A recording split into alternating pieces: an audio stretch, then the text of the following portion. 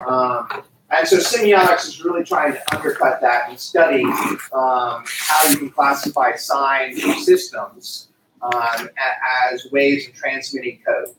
Okay, and we use letters to form words, and body movements also, as you guys would argue, also communicate, as I use symbols or images to communicate.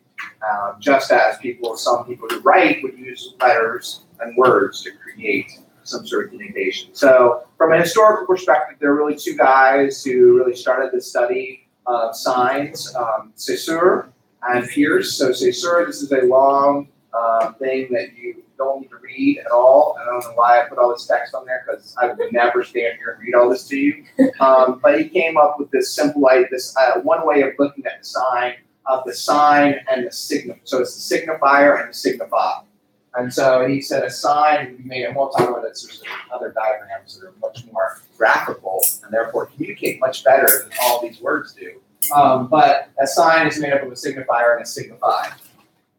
And it's just a way of deconstructing where meaning is. And that's what this whole thing is trying to understand, where is meaning inside of a language. Okay? So yeah, let me read through this and see if there's anything. Yeah, it's just historical crap.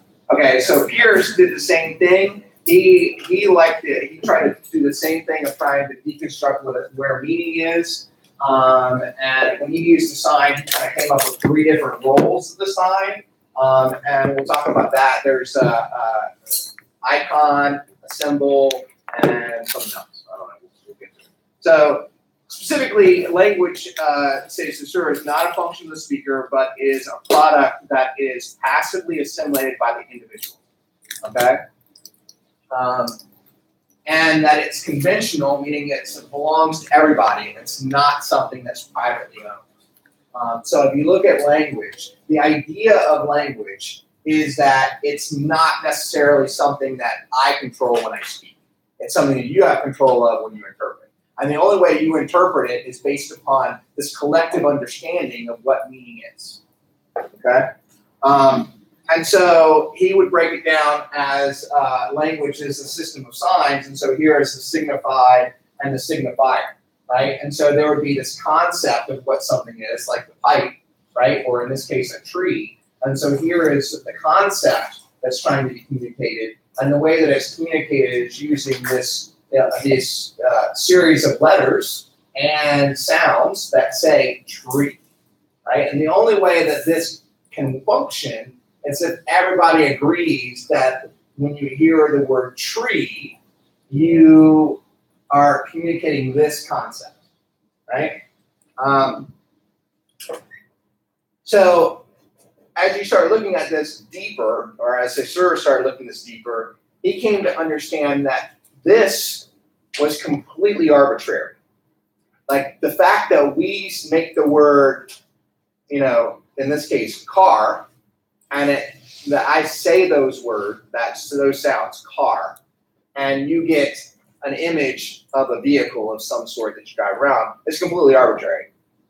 So much so that if I say card, and I change it slightly, it gives you a completely different meaning, right? That the sounds that we make, there is no relationship whatsoever to the actual word, letters, or sounds to the meanings themselves. Something we just made up. Just like money. We make up the idea that paper is worth something, right? Or that gold is worth something, or God forbid anybody about to propose, diamonds are worth something. But that's something that's self-imposed. But collectively, we agree there's value to it, so therefore that is. But the idea that one, there's binary relationship, but more importantly, that language is arbitrary, that there is no connection between the actual sound that's being said and what the meaning is that's communicated. It's a conventional experience. It's something that we all kind of convene and agree to, which we'll get into cultures too that has something. So Peirce came up with this other, like I told you, 3 different ways of representing something. He would say instead of just one sign that was a signifier and a signified, that you really had 3 different types of signs. You can have an icon, an index, or a symbol. It just goes in a little bit deeper way of trying to deconstruct what a sign is made of. And he would say that an icon is a sign that stands in for an object or resembles it. like meaning that it's very similar in its shape, like a picture of a tree and the actual tree. An index is a sign that refers to an object through causal relationship, like smoke is an index of fire. I mean, there's a relationship between the two, but it's not a literal description of what it looks like. And then a symbol is a sign that refers to its object by law or convention or rule. So the way that we make sounds and they associate with it. There's no direct relationship between the sound and the thing that it stands for, but we have that association through convention. Okay, so there's two different guys, again, old white guys trying to determine where meaning is in the world and trying to deconstruct what language is and look at how we can communicate effectively. Okay. Signs can be used in a number of unlimited ways, independent of any physical relationship to the sign user. Effective humans can use signs that are arbitrary and have no connection to their experience makes thought possible. All right. So additionally, the idea that language is arbitrary also breaks down the idea that anything you spell out alphabetically is also an arbitrary order that doesn't exist. Like, the fact that A comes before Z is something we just made up. There's no rationale behind that. The second thing that's really important to understand about semiotics when it comes to understanding meanings, not only that, it's conventional, meaning we all have to agree that it's arbitrary, meaning that there's no connection between what it is, what the meaning is, and what the sign or symbol is or sound is. The other thing is that that semiotics exposed was that language was differential, or is differential, meaning that you cannot know something positively, you can only know something negatively. Okay? You can only know something by what it is not. You cannot know it by what it is. Okay? Example of this, if you want to challenge that concept, yes. Just to make it more interactive. I don't believe you. Will you prove it? Okay. We'll make it interactive. I mean, philosophically speaking, yes, we could debate that because you could relate to the experience of that specific artifact, object, or whatever you're trying to describe and understand, and not describe it for what it's not, but actually for what you're experiencing. Okay. Except for the fact that the thing when you know something, the argument against that is when you know something positively, it has to always be that. It can never change based on the environment or the situation. Mm-hmm. Because the example that I like to use is a red light, right? So everybody, I'm assuming most people have a driver's license, which is not necessarily true, but in Jacksonville, everybody has a driver's license, but if you come somewhere else, you're not have a driver's license. But we look at a red light, right? And a red light means what? What is this telling you to do? Stop, right? So if I understand a red light to positively, then anytime I see a red light, it means what? Stop, right? But what happens when I see a red light in different situations? Rudolph the Red-Nosed Reindeer had a very shiny nose. And it was a red nose. And what did his red nose do for anybody in American culture that understands Rudolph? He led the way. So he was going forward. He wasn't stopping. He was allowing them to continue. If you see a red light from an ambulance, what does that tell you to do? Does it tell you to stop? No, it says get out of the way, right? If anybody's been in a red light district, what is a red light on the front of a building? Go. Come on in. You're welcome. Come in. That's what a red light means. In case anybody didn't know it. So the idea that a red light can mean different things in different situations means I can only understand the notion of a red light on what it isn't, what it's not doing. Yeah. To me, I feel like that that just contextualizes it, that you know what it is in that context, but we haven't mentioned what it's not. Right. Just put it in context. Right. So you have to know something in context. So you have to understand what it's not doing in that context as much as what it is doing in that context. Because it's based on context, it can't have absolute meaning, right? I can take that. And But so, if you don't know the other context, yeah, but you're thinking if about it doesn't have absolute meaning, then you can't know it positively. Because if you know it positively, then it's always going to mean that. There's no context to it. I mean, that's basically what they're trying to get to by saying that it's differential. Is that it's context based. That you can't know it positively and say that this is always going to mean this. Because it's based on context, you can only know it compared to what it was in other contexts or compared to what it's not doing in that context. So it's semantics, but that's what they're trying to say. That language is built on convention, so we all agree. So it can be very culturally driven. Language is arbitrary, meaning that there isn't any real link between the sign and its meaning, unless there's some convention, and that you know something through its how it's being used in the environment, rather than it being uniformly that meaning. question. And this is just for the understanding the theory in Yes. current times. So we say sound is arbitrary. And there was a study that looked at Buddhist chanting and Om. So they did what they had people chant arbitrary sounds, but there was only a difference for the people who actually, whatever they were studying, physiological change or something, who chanted Om, who chanted that specific sound. Okay. How do you think that would fit in with this theory? I don't know exactly what you're talking about, but I do know that if I think I understand what you're saying, I know that we have conditioned responses to certain sounds, right? So if you're exposed to some sound over and over again, I have this friend of mine who has a small little child, and he's the kind of assistant coach at a wrestling club I get to go to, and the kid's like 2 years old, and he gets out of the mat, he's adorable. But he's heard like sounds of wrestling since he was in the womb, right? So when he gets there, he feels at home. That kid loves being in the wrestling room and going to wrestling matches, and I mean everything like that, because it's something that it's a part of who he is, because he's heard that sound over and over again.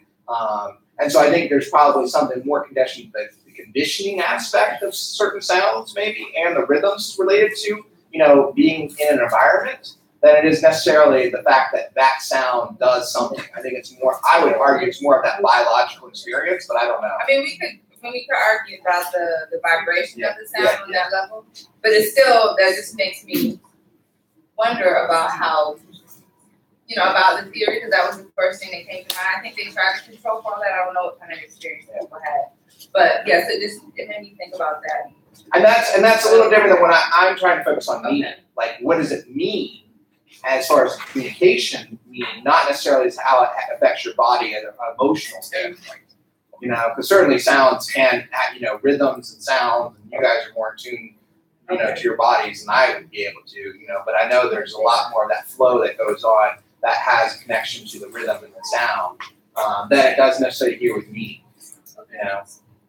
So visual artists challenge this to try to understand where is meaning and what is real. So this is a classic sort of conceptual piece of art, getting back to that and harkening back to that notion of what is a pipe. Excuse me. Where they're really trying to challenge and ask the viewer, what is a hammer? So which one of these is a hammer? Is it the physical object in the space that's a hammer? Is it a photo reproduction of a hammer? Or is it a definition of a hammer?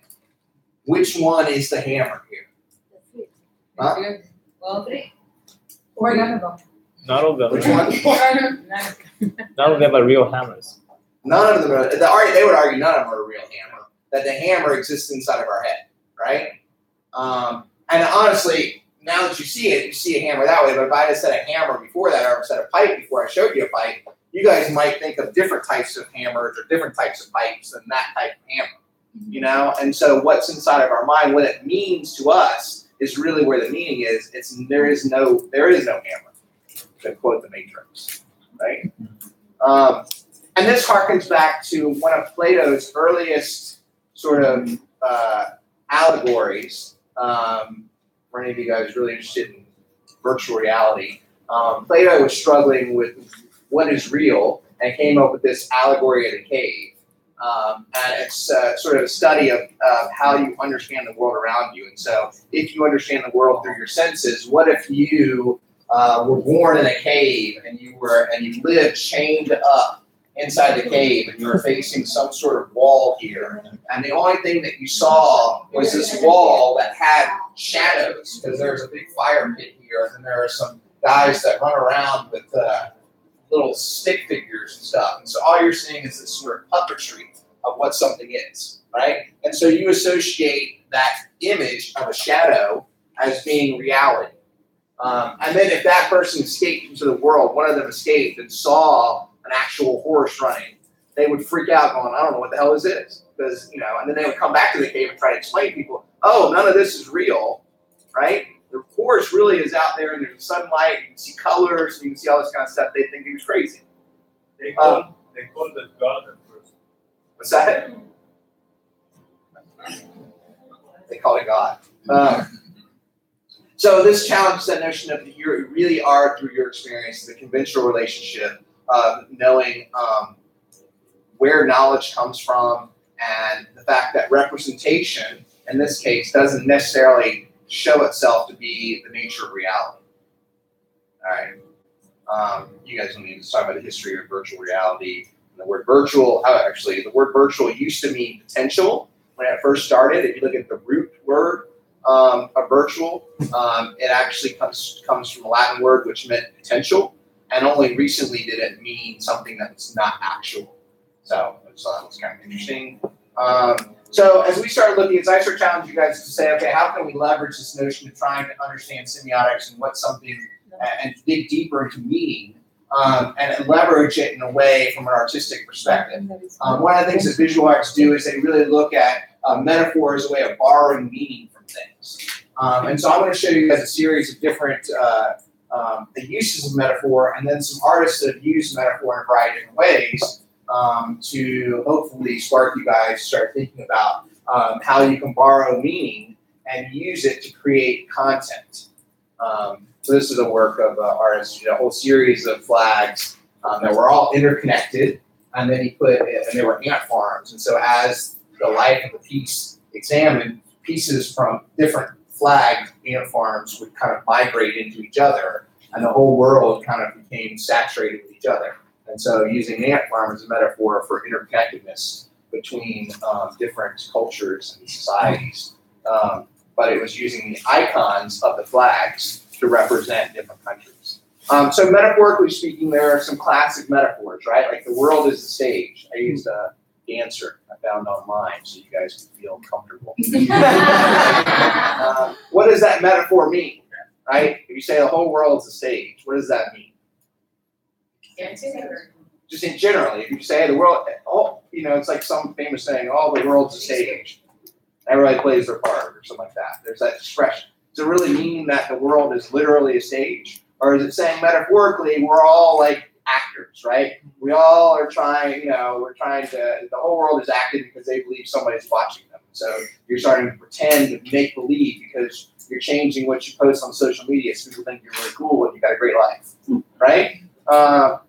Or the classic one of when life gives you lemons, make lemonade.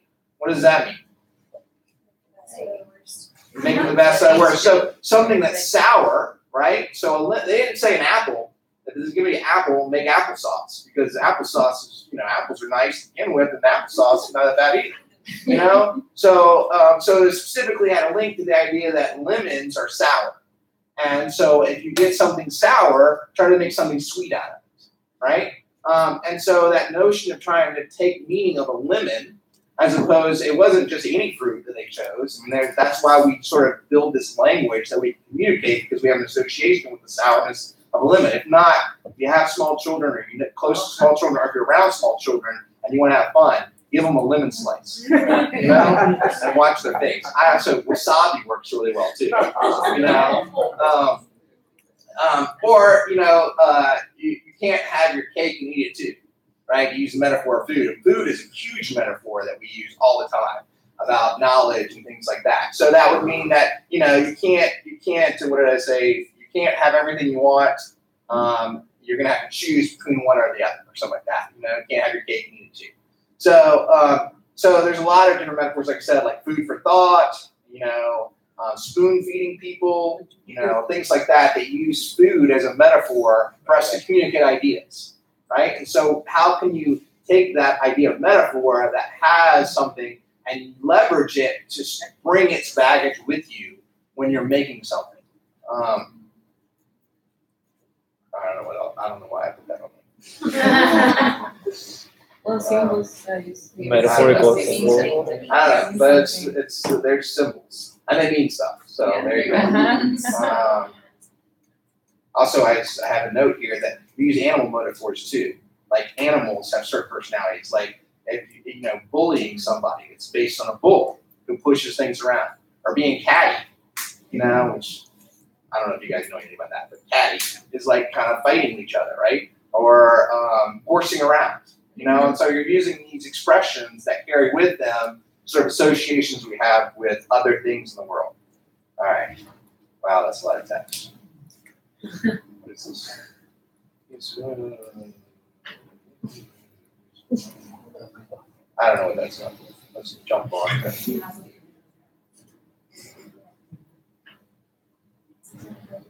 I have notes talk about Roland Barthes. Roland Barthes is a key figure in literary theory that really came up with the idea of the death of the author, which is not pertinent to our discussion today. But he did start talking about, and this is more for visual arts, he used the word text, and we talk about text as objects. So when you read a text, you can read text because it's words, right? And the same argument you transfer, you can read a work of art by deconstructing the elements of the work of art, the same way you can read a book by breaking down the components of the letters and the words. And so think of, whenever you hear me talk about the text of something, I'm really talking about it as an object in and of itself. Okay, so getting back to going further, this idea of meaning and how metaphors can carry meaning, also materials can carry meaning. And so looking at a few examples, and this is really what I'm going to challenge you guys more specifically with, is that this is a sculpture piece, right? And it's made up of clothing, right? And so you look at it, you're like, big deal, it's kind of phallic, it's got clothing, whatever. But if you find out those clothing were ones that were found in New Orleans after Hurricane Katrina, then all of a sudden it has this different sort of context to it, right? Because these were all collected from people who, needed clothing after the aftermath of Katrina. And so it has a certain context to it. If you look at this piece of work, it's a key, if you can't tell, and it's the shape of a key in like this fleshy sort of bacon feel, right? So how does this bacon flesh change the idea of a sculpture, a key, than if it was a key made of metal or a key made of some other material, And so the context of that flesh changes the reading of the work. This is a performance piece where she, this is just an example of, this was a 600-pound block of chocolate and a 600-pound block of lard that she gnawed into over a period of time. And then actually she took the other components from what I'm showing you guys she turned what she gnawed off and she made lipstick out of the lard and she made like chocolate, like little chocolate desserts out of the chocolate. That was also part of the installation. But how does this change when you look at somebody gnawing on a piece of chocolate like this or gnawing on a chunk of lard? I mean, it changes the way that you react to it because of the materiality of it. This is a performance piece where they constructed a sculpture through dance. As the dancers moved through this obstacle, they used plastic wrap to follow their movement to create, and it sort of is more of a way of drawing and creating shape through movement. But the fact that it's a plastic material changed the reading of it than if it was made of paper, if it was made from something else. So the use of material is really, really inherent into the way that we interpret the work. This is an artist that I made my wife go to when we were on our honeymoon, and she will never forgive me for it. But it's Paul McCarthy. We were in Paris, and she made me go see water lilies, which was like torture for me. And so he had an exhibit, so we went to go see it. And I don't think I included a picture of her in the exhibit. She was making some really strange faces. But so this is a giant inflatable butt plug. right? And so this has a certain, and so it has a certain context to it that when you're walking down the street in Paris, you kind of experience it in a different way than when you go into the actual exhibit and you see thousands of chocolate butt plugs. Now, how does the idea of chocolate and the scale of it change the reading of the work? And also, there's just to kind of build on the context of it, there was a factory where there was an assembly line, and there were these performers that were actually making these chocolate butt plugs, and so you could go in and watch the factory of the consumption of these chocolate butt plugs, and there were thousands of these inside of this space, and there was a lot of projections because he lived there for a month while he was making all the chocolate butt plugs, and so they also made some Santa Clauses, but I don't really want to get sidetracked. But the idea of the context of materiality of that changes the reading of the work. Okay. The other thing that I would want to say is the way that you frame the discussion, the way you're looking at the work. And so this is just going to pull in this notion for me of something that I personally have an interest in when I approach my work. And so I'm bringing it up so that it'll hopefully help you think about how you approach it. And so how you frame the discussion for your audience and seeing the work is extremely important. And so here, this is an example of a photographic image, and the fact that you're seeing it through a window brings in this whole voyeuristic aspect of the figure. It becomes about being the other rather than being a part of something. And so the way that the framing device that you use and how the audience is positioned with the work will also dictate the way that it's read. Yeah, I don't know if there's notes of that has an artist actually. So the person that I kind of lean to more when I start thinking about this framing device is Breckian approaches to theater.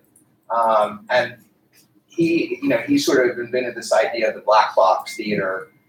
And the whole idea of his approach was that he really wanted to challenge at the time, theater really had, you go to theater to forget about the world, right? And so you create this illusionistic experience where you're kind of in another world and you would just kind of experience it. And he was like, that's bullshit. I want people to actually think about what I'm trying to get them to think about. I want to challenge them to actually look at the content of what I'm saying, not get caught up in the fact that these are actual characters. And so he started deconstructing what theater was, and he would create this alienation effect where the audience was separated from the experience on the stage. And the way that he would do that was he would create devices such as showing the actual theatrical lighting, or he would deconstruct the idea there were no costumes, and so you would come out and you couldn't assume this person who they were by looking at what they looked like. You had to actually listen to what they were saying and try to interpret what their meaning was. And so it's trying to kind of create this separation so that people had critical distance to the work instead of just getting absorbed into experiencing it. And so sometimes I think YouTube does a better job of communicating than I do, so I steal videos. Hello, folks. My name is Tour Guide John, and today I'm going to take you on an adventure through Brechtian theater and the Verfremdungs effect, also known as the A effect, D effect, E effect, or V effect. Today, we know it as the alienation effect. Brecht's philosophy was simple. He wanted to disconnect the spectator from the theatrical performance. He didn't want theatergoers to merely be entertained. He wanted them to think, to ponder, and to objectively observe the performance that was unfolding in front of their very eyes. In other words, it was his goal to distance the audience from the actor and the character. This would ultimately remind the audience member that they were watching a play. By doing this, the observer would be empowered to take a stand, or to make a change or a decision. But how is this done? The methods of the Verfremdungs effect include throwing away the realistic couches and armchairs, stripping the performance of detailed scenes or sets, displaying the theatrical elements such as lighting instruments and special effects, having the actors remove the fourth wall by confronting the audience members directly, as I'm about to do now. Hey, you! Then goes on and shows you that he's actually drawing on his refrigerator. So as you're thinking about trying to, so that's something that I would encourage you to think about as you're trying to carry metaphorical meaning through your work to place things in context. You also want to encourage your audience to really read it critically. rather than it being just caught up in the experience itself. So here are some examples of more metaphorical images inside of artworks, and hopefully we'll get into a few performance pieces that will be more pertinent to what you guys are interested in doing, and ultimately what you guys will generate out of this investigation. So here, the birth of Venus, the seashell is really became a symbol for female genitalia at the time, and so the fact that she's coming out of the seashell really had something to do with this femininity. This is more of Magritte's work, challenging the notion of what things are by putting text with the image. At the same time that this was going on, the Dada movements kind of came about, which conceptual art and visual art was really rooted in. In the 1920s, Marcel Duchamp did a series of ready-mades where he took found objects and he placed them in a different context and turned them into art and challenged the notion of what art was and what creation was really about, which is a pretext for postmodernism in visual arts. But the idea of trying to take something that had an original meaning and original context and shifting it was something that really becomes the through point that drives more contemporary work where they're using other found objects to create the illusion of male and female gesture in this sculptural work. Or in Damien Hirst's large shark that is basically installed in formaldehyde, and the idea of this representing death because it could kill you, but it was also dead. Ai Weiwei, who's one of the most famous Chinese performance artists, contemporary artists, this is a piece talking about history. It's the idea that he's taking this valuable urn that his family's had in generations for generations and actually doing a performance piece where he literally drops it and smashes it because he's talking about the importance of history and also the importance of placing value on construction objects. A lot of his work was really about how the Chinese government's not using proper building materials and people died because of it. So the materiality of the fact that it literally was an ancient urn from the Han Dynasty was really important to the work. It wasn't a simulation of it. It was actually them destroying it.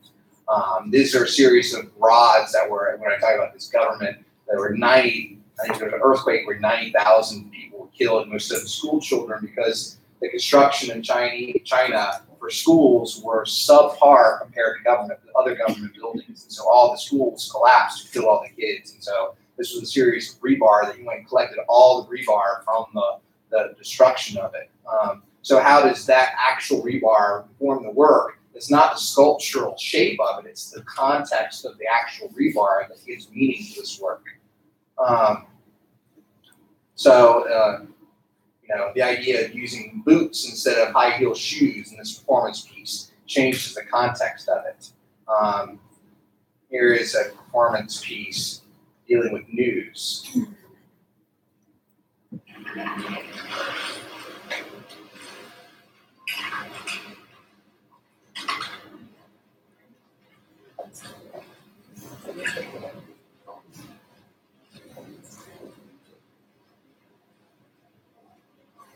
The work is called News, and it's a piece for the public to perform. Anyone can participate. They decide how long they want to participate, and the material of the work is time, and the physical material is newspapers. So we've collected newspapers. I have some here from the last 2 years, some from today, yesterday.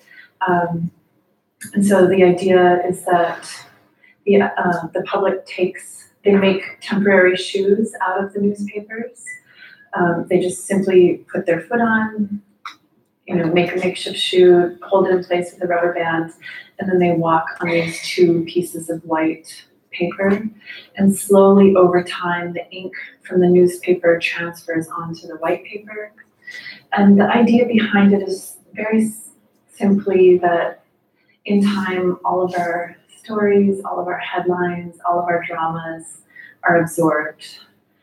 They're absorbed by time, and all these individual stories become more of like a collective mark, a collective generalization. So as you think about that, how would this piece change if it was different? The source was not a newspaper, but was some other form of literature that they were using. Does that change the context and the meaning of the work? You know, and so the actual materiality of the newspaper really informs the meaning of the work. And that sort of is the thrust of semiotics too, trying to understand where meaning is. Other performance pieces, Marina Abramovich is sort of the queen of performance art, at least for us, and visual arts. And so this was one of her earlier works where she had a table of like 70 different items. And she used her body as the canvas and allowed the audience to actually just take these objects and use them on her however they wanted. And they would write on her, or they would draw on her, and there was a loaded pistol, and somebody put a loaded pistol in her hand and held it to her head. And it was very threatening, you know, as far as whatever they could do. But the idea that every object brought with it a different relationship when somebody used it on her body, you know. Also, in our more recent work, Artist Present, the retrospective of MoMA, the first slide is what it actually started out doing. It was like a 3-month performance piece. And the second slide is where it ended up being, because the table became an obstacle for the work. And so the idea that sometimes objects can carry meaning, they also can interrupt, in this case, physically interrupt the space. And so about a month into performance, she realized that it was better without the table. And so people would just come and sit across from her, and she wouldn't speak to them, wouldn't talk to them, wouldn't do anything. It was about physical eye contact, about that emotional experience of being fully present with somebody in a space. And the last artist I'm going to show you guys is one that is she's sort of, I guess, is Rena Abramovich was a mentor to her. She had this great piece that went viral on YouTube. I don't know if you've seen it, but I'll show it to you. But she did a series of performance pieces that really connect with objects and meaning. And here's a performance piece she did with 18 mattresses on top of her. She did a piece for 12 hours smashing charcoal. So it was very much endurance based, but it was also had a tie with the fact that charcoal for her was this meaning of energy, and she was trying to and industry, and she was trying to crush it in some sort of way and have some impact on industry. And this last piece we'll show you guys is one that she is a viral piece known as the butter dance. If you've seen it, where she uses butter and tries to transcribe butter as something that she never had as a child, and that impacts her body. So I'll show you this piece.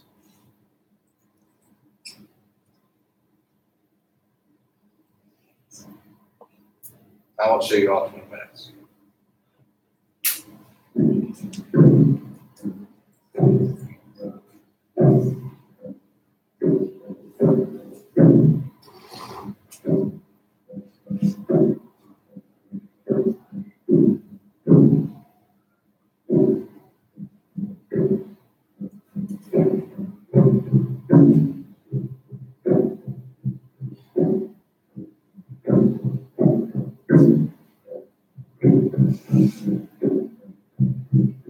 She's of Polynesian descent, so that may help with the movement and the sound.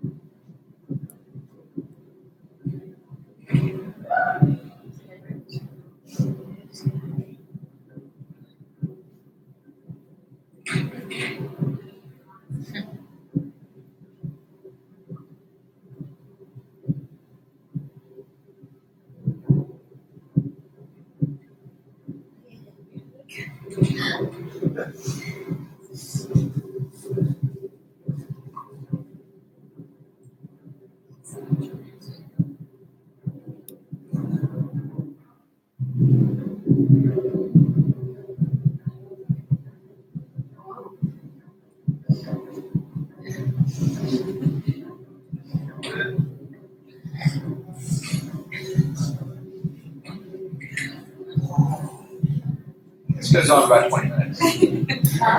Yeah. She's reset this a couple times with multiple dancers as well.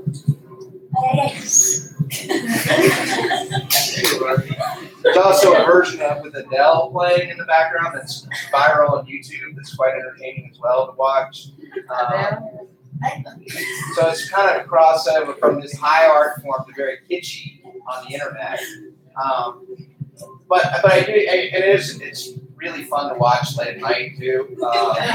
But when you if I think about it objectively, I think about, okay, what does butter do to our bodies, right? Conceptually, what does butter do to our bodies? And how does it function in a culture where they didn't have butter in Polynesians, you know? And so there's a lot of context that you could pull into it and think about it conceptually. About why she's choosing to use butter instead of some other material. Why not chocolate syrup? Why not something else? You know, so there's some meaning to the work that has to do with her commentary that has that, and then there's also kind of entertaining to watch as well. But she definitely stays in character. Because she's trying to maintain in her performance her dignity, right? While this butter is impacting her body, you know? And so... So she can get like new movements out of the slippery dress. Alright. So based upon the last hour, another hour of just stuff I've thrown on the wall here, I'm going to challenge you guys to do a project, a response project, kind of like the last one, where you're looking at meaning and you're looking at materiality and you're looking at object and how you could integrate that into performance. Okay? And so I have a piece of paper to give you guys, like I did last time, that has a fancy rubric and all that kind of stuff. Because Christina said it has to have a rubric. Huh? I'll give it to Christina to post it, but I have a printout for everybody. So I didn't have. Last time we showed up, I had just literally gotten here from out of town, so I didn't have time to print something. So the idea is that this one's going to be video. So you guys all know how to use video. So you're going to do a video piece that you're going to present. So when you present it, it'll be kind of like we watched the butter dance, but it'll be each of you doing your own butter dance. Okay. So we'll have videos that you guys will submit. You can submit it online via a link if you want to upload it somewhere. Just send a link to Christina through Blackboard. That might be the easiest way to kind of organize them all, because in Blackboard we can just go through and watch all of them as we do our little critique and discussion. So it's going to be a video. There needs to be some sort of concept that you're dealing with, right? So you're dealing with some sort of subject matter, something that has meaning, a concept. You're going to use a found object of some kind, realizing that butter is a found object. So it could be anything, animal, vegetable, mineral, that you can come up with as a found object. But the idea is to try to improve, to understand the context of what that object is and try to leverage it when you bring it into your work. Okay? So you're keeping the meaning with it. And you're exploring then the metaphorical use of that object. And then some other, and then you should also consider how other things may reinforce the concept, the environment may reinforce, the way the lighting is set, the framing device of it. So we talked a little bit about that notion of Brechian framing, but there are different ways you can frame something. And then you should explain the connection between the body movement, the object, and the concept. So when you present it, we're going to look at, what's the connection to what you're doing with your body, to the object itself, to the overall meaning that you're trying to convey. Okay? So that's my sort of request of you, challenge to you, and I'll hand this out, which basically says the same thing in a more, it has the rubric that. How long is the video? And it's worth a maximum of 5. How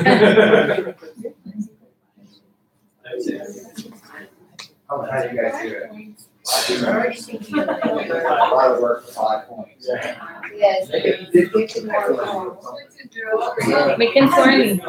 We'll just put 2 zeros at the end, and I'll make it mean more. That's why I didn't do that. That's why we have a reverse. take I'm not your gonna add a 10. Really, there's only 1. So they're gonna be like, if I get 1, everybody's gonna get 1. It's only 1 point. 10, you might get a 9. You know? How long is the video? So How long is the video? it doesn't matter. There's no duration time limit on it. So it can be, I wouldn't make it. I would make something more than a minute or 2 because unless you really feel that you need it to be a minute or 2 long.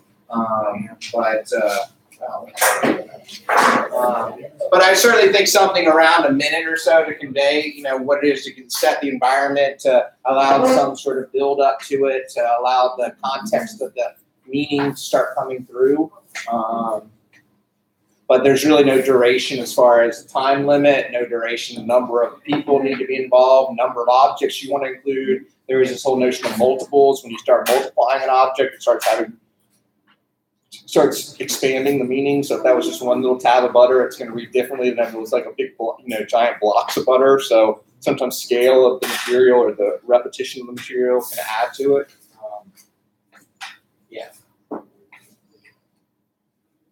For us, it's Tuesday or Wednesday? Wednesday. I don't know.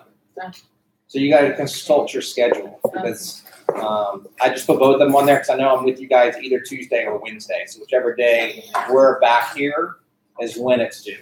Okay. When is it? July 10th, which is Tuesday. Tuesday. Okay. 11. 11th is Wednesday. We're together 11th. Okay. So do Wednesday the 11th. So you need to, find an object, find a concept. I would find the concept first and then find the object. And then do a formative piece. And then you're shooting a video. We're showing the video. Yeah, showing the video. So shoot the video. You can shoot multiple camera angles. It could be one camera shot. I didn't do multiple camera angles. That was multiple camera angles, so it kind of allows you to control the framing a little bit more. But if you want one camera shot, you could have one camera shot just on a tripod. However you guys want to do it.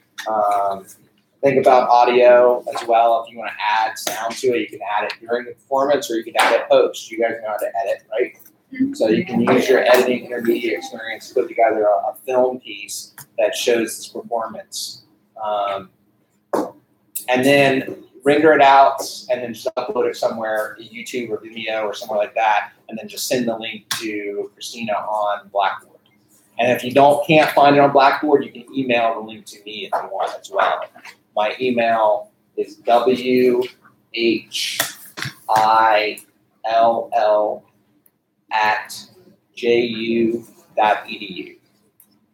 So if you have trouble finding somewhere to upload the link, or once you upload it, send the link to me via email, and then I'll just collect them so that when we get together, I'll put them all on one Word document and just go through them.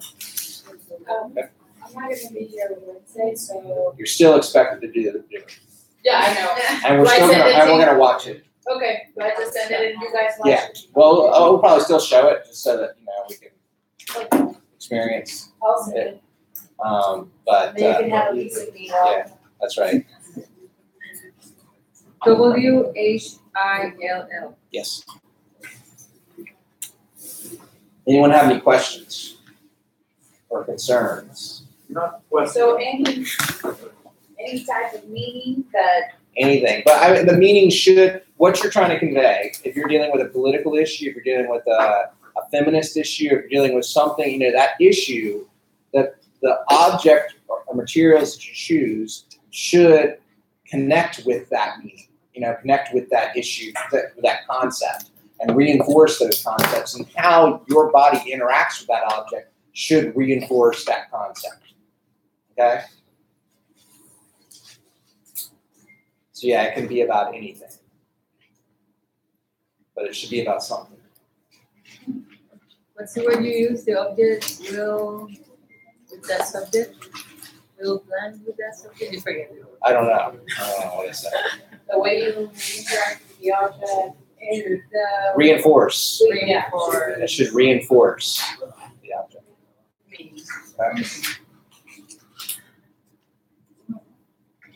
Yes.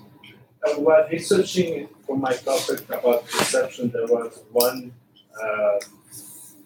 TED talk I was watching, and he said, yeah, we have two types of hallucination, controlled one and uncontrolled one. And it's basically whenever we agree about these hallucinations that we call that reality. So, Or what we're familiar with too sometimes. If we're familiar with something, then we accept it a lot more than if we're unfamiliar with it. You know, the more we experience it, the more we accept it. The less we have experience with something, the more likely we are to reject it. that's something to Yeah. Which is why sometimes people have a hard time dealing with other cultures because they don't understand. You know, they don't have a relationship, they've had experience with it. You know, which is why creativity comes from explosions of multiple.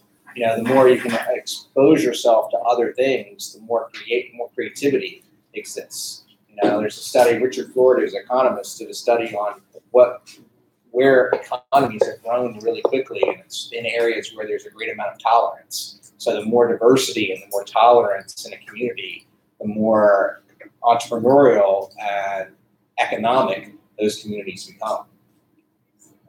Which is great when you're trying to argue the value of the arts, because it relates to money these days.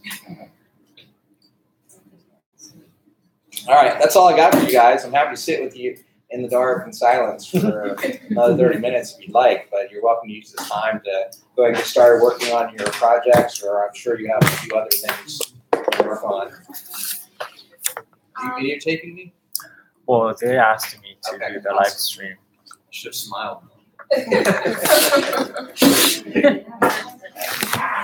You cut his head at the end. Oh, oops. Yeah, you didn't say this mine, but you can say that. Hey, Don